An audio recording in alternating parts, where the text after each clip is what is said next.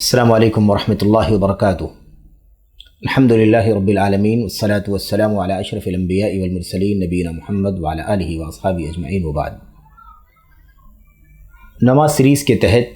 اقتداء کے جو مسائل آپ حضرات کے سامنے پچھلے حلقوں سے بیان کیے جا رہے ہیں، اس سلسلے کے چند مسائل مزید ہمارے سامنے ہیں، اور یہ مسائل بھی اہم ہیں جن کا عام طور پر کہیں نہ کہیں ذکر آ جاتا ہے یا اس کی ضرورت پڑ جاتی ہے، اس لیے ان مسائل کا آپ کے سامنے اختصار کے ساتھ تذکرہ کیا جاتا ہے۔ ان مسائل میں سے ایک مسئلہ یہ ہے کہ اگر امام جو امامت کر رہا ہے وہ کسی وجہ سے معذور ہے، کھڑے ہو کر کے امامت نہیں کر سکتا، بیٹھ کر کے امامت کر رہا ہے، اور ایسی صورت میں مقتدی اس کی اقتداء کرے، جبکہ مقتدی کو کوئی عذر نہیں ہے، وہ کھڑے ہونے کی قدرت رکھتا ہے، لیکن اس کے باوجود وہ مقتدی چونکہ امامت بیٹھ کر کے ہو رہی ہے، اس وجہ سے وہ بھی بیٹھ کر کے ہی اس کے ساتھ نماز پڑھے۔ مسئلے کا خلاصہ یہ ہے کہ اگر امام کسی وجہ سے معذور ہو، کھڑے ہو کر کے امامت نہ کر رہا ہو، بیٹھ کر کے امامت کر رہا ہو، تو ایسی صورت میں مقتدی کو چاہیے کہ وہ بھی بیٹھے ہوں، یعنی امام کی اقتداء کی چونکہ ضروری ہے، اس لیے اس اقتداء کا بنیادی حصہ یہ ہے کہ اگر امام بیٹھ کر کے نماز پڑھا رہا ہے گرچہ عذر کی وجہ سے، اور ظاہر ہے کہ عذر کی وجہ سے ہی یہ چیز اس کے لیے جائز ہوگی، تو ایسی صورت میں اقتداء کی بنیادوں پر مقتدیوں کو چاہیے کہ وہ بھی امام کے ساتھ بیٹھ کر کے نماز پڑھیں۔ اس سلسلے میں اللہ کے نبی صلی اللہ علیہ وسلم کی کئی ایک روایتیں مروی ہیں، اور وہ واضح دلائل ہیں جس سے اس بات کا پتہ چلتا ہے کہ بیٹھ کر کے امامت اگر ہو رہی ہو تو مقتدیوں کو چاہیے کہ وہ اقتداء میں بیٹھ کر کے ہی نماز پڑھیں۔ ام المومنین عائشہ صدیقہ رضی اللہ تعالیٰ عنہ سے مروی ہے، وہ بیان کرتی ہیں کہ نبی کریم صلی اللہ علیہ وسلم نے گھر کے اندر نماز پڑھی، آپ کو تکلیف تھی، کسی تکلیف کی وجہ سے آپ نے گھر میں نماز پڑھی تو آپ نے بیٹھ کر کے نماز پڑھی۔ آپ صلی اللہ علیہ وسلم کے پیچھے کچھ لوگ کھڑے ہو گئے اور کھڑے ہو کر کے آپ کی اقتداء کرنے لگے۔ نبی کریم صلی اللہ علیہ وسلم کو جب احساس ہوا کہ آپ بیٹھ کر کے امامت کر رہے ہیں جبکہ آپ کے پیچھے مقتدی کھڑے ہیں، تو فَأَشَارَ إِلَيْهِمْ أَنْ اجلسوا، آپ نے اشارہ کیا کہ بیٹھ جاؤ۔ اس کے بعد وہ صحابہ بیٹھ گئے۔ اللہ کے نبی صلی اللہ علیہ وسلم نے جب نماز سے فراغت ہوئی تو آپ نے ان سے کہا انما جعل الامام لیؤتم بہ، امام اسی لیے بنایا جاتا ہے تاکہ اس کی اقتداء کی جائے۔ فاذا رکع فرکعوا،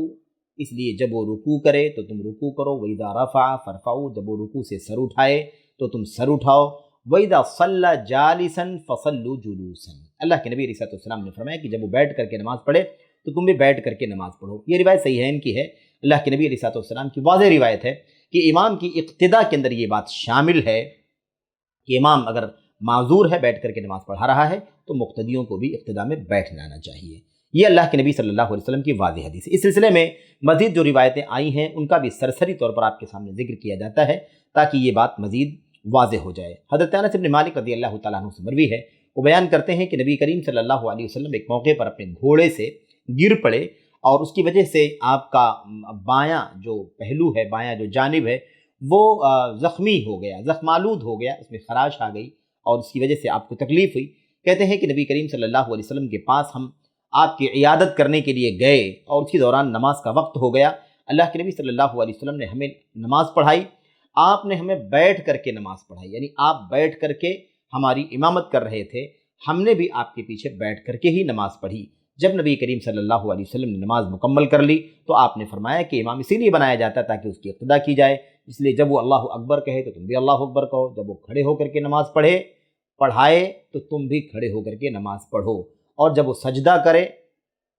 تو تم سجدہ کرو، جب وہ سر اٹھائے تو تم سر اٹھاؤ، اور جب سمیع اللہ لمن حمدہ کہے تو تم ربنا ولک الحمد کہو، اور جب وہ بیٹھ کر کے نماز پڑھائے فصلوا قعودا اجمعون، تو تم سب کے سب بیٹھ کر کے ہی نماز پڑھو۔ اس میں بھی وضاحت کے ساتھ یہ بات قولی آپ صلی اللہ علیہ وسلم کی حدیث آئی ہے کہ آپ نے فرمایا کہ جب امام بیٹھ کر کے نماز پڑھائے تو تم بھی بیٹھ کر کے نماز اس کے پیچھے، ان کے امام کے پیچھے پڑھو۔ ایسے ہی حضرت جابر بن عبداللہ رضی اللہ تعالیٰ عنہ سے مروی ہے، وہ بیان کرتے ہیں کہ نبی کریم صلی اللہ علیہ وسلم کو ایک موقع پر تکلیف ہو گئی، اشتکا یعنی آپ کی طبیعت ناساز ہو گئی، آپ صلی اللہ علیہ وسلم کے پیچھے ہم نے نماز پڑھی، یعنی آپ کی اقتداء میں ہم نے نماز پڑھی، آپ صلی اللہ علیہ وسلم بیٹھے ہوئے تھے اور ابو بکر رضی اللہ تعالیٰ عنہ لوگوں کو آپ کی تکبیر سنا رہے تھے، یعنی گویا کہ آواز دھیمی تھی، اس لیے ابو بکر صدیق رضی اللہ تعالیٰ عنہ مکبر کی حیثیت سے تکبیر بآواز بلند کہہ رہے تھے، تکبیرات یعنی اللہ اکبر جو نماز کے دوران جو تکبیرات کہی جاتی ہیں وہ لوگوں کو تکبیر سنا رہے تھے۔ کہتے ہیں حضرت جابر بن عبداللہ کہتے ہیں کہ اللہ کے نبی صلی اللہ علیہ وسلم نے ہماری طرف التفات کیا، یعنی آپ کی توجہ ہماری طرف ہوئی تو آپ نے ہمیں دیکھا کہ ہم کھڑے ہیں، آپ نے دیکھا کہ ہم کھڑے ہیں تو آپ نے ہمیں اشارہ کیا، بیٹھنے کا اشارہ کیا تو ہم بیٹھ گئے، کہتے ہیں فقعدنا، ہم بیٹھ گئے، فصلینا بصلاته قعودا، اور پھر ہم نے آپ صلی اللہ علیہ وسلم کی نماز کے ساتھ بیٹھ کر کے نماز پڑھی، یعنی آپ کی اقتداء میں۔ اور جب آپ نے سلام پھیرا تو آپ نے فرمایا ان کنتم آنفا لتفعلون فعل فارس والروم، کہتے ہیں کہ اللہ کے نبی علیہ السلام نے فرمایا، آپ صلی اللہ علیہ وسلم نے فرمایا کہ ابھی تو ایسا ہو جانے والا تھا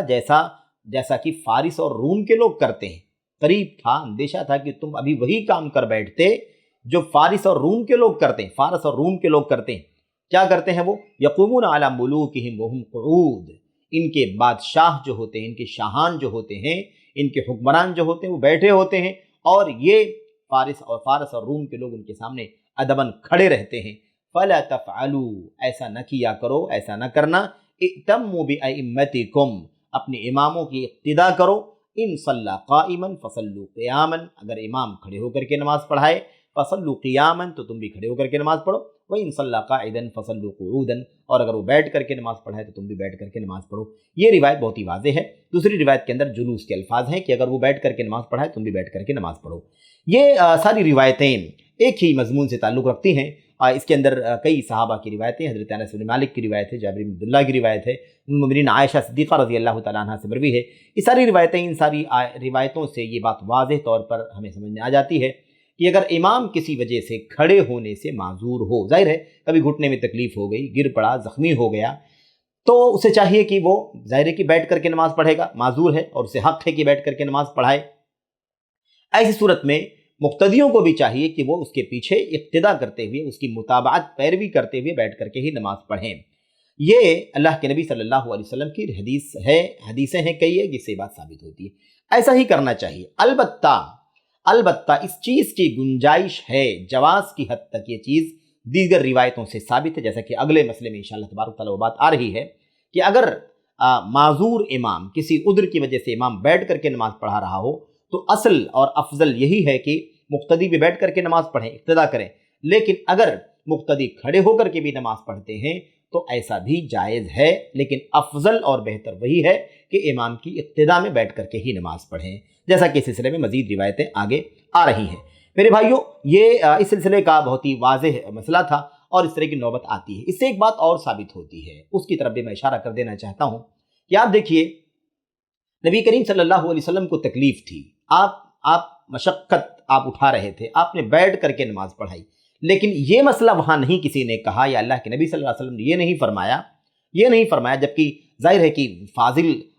مفضول کی امامت بھی فاضل کی موجودگی میں ہو سکتی ہے، ایسے ہی افضل کی موجودگی میں فاضل کی امامت بھی ہو سکتی ہے، لیکن اللہ کے نبی علیہ السلام نے یہ نہیں فرمایا کہ نہیں میری طبیعت ٹھیک نہیں ہے یا میں کھڑا نہیں ہو سکتا ہوں، آپ لوگوں میں سے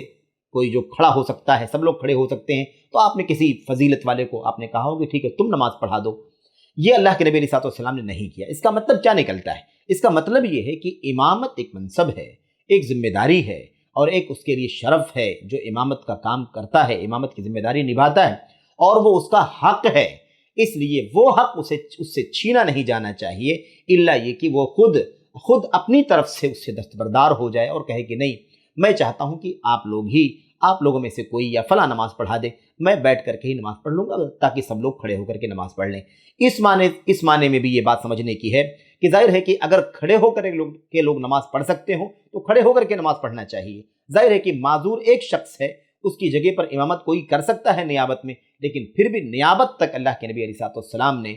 نیابت کا مسئلہ لوگوں کو نہیں سمجھایا، بلکہ یہاں یہ ثابت ہوتا ہے کہ امامت ایک ذمہ داری ہے، اور ایک شرف ہے، ایک اعزاز ہے، ایک منصب ہے، اس لیے کوئی حرج نہیں ہے امام وہی رہے جو امام ہے، امامت وہی کرے جو اس کا اہل ہے اور جس کی ذمہ داری ہے۔ لیکن اگر وہ معذور ہے تو کوئی حرج نہیں، بیٹھ کر کے امامت کرے، لیکن امامت وہی کرائے، لوگ اس کے پیچھے پوری جماعت جو کم زیادہ جو بھی ہوں سب کے سب بیٹھ کر کے اس کے پیچھے اقتدا کریں، نماز پڑھیں۔ تو یہ نقطہ سمجھ لینا چاہیے، اس لیے اس میں جلدی نہیں ہونی چاہیے، اس میں کوئی حرج نہیں ہے، اس میں کوئی مسئلہ نہیں ہے۔ اگر آج ہماری مسجدوں میں بھی کسی طرح سے اس طرح کا کوئی مسئلہ پیش آ جائے کہ امام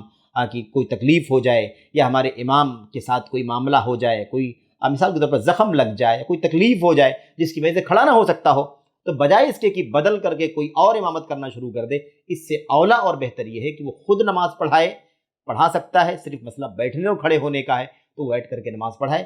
پیچھے اس کے ساری کی ساری جماعت جو ہے وہ بیٹھ کر کے نماز پڑھے۔ البتہ جائز ہے کہ کھڑے ہو کر کے بھی پڑھیں، لیکن افضل و اولا یہی ہے کہ بیٹھ کر کے نماز پڑھیں۔ بہرحال اللہ سے دعا کرتے ہیں کہ اللہ تبارک و تعالیٰ ہمیں اس مسئلے کو سمجھنے کی توفیق عطا فرمائے اور اس طرح کے حالات میں ان حدیثوں پر عمل کرنے کی توفیق عطا فرمائے۔ آمین رب العالمین۔ صلی اللہ وسلم وبارک علی نبینا محمد۔ السلام علیکم ورحمۃ اللہ وبرکاتہ۔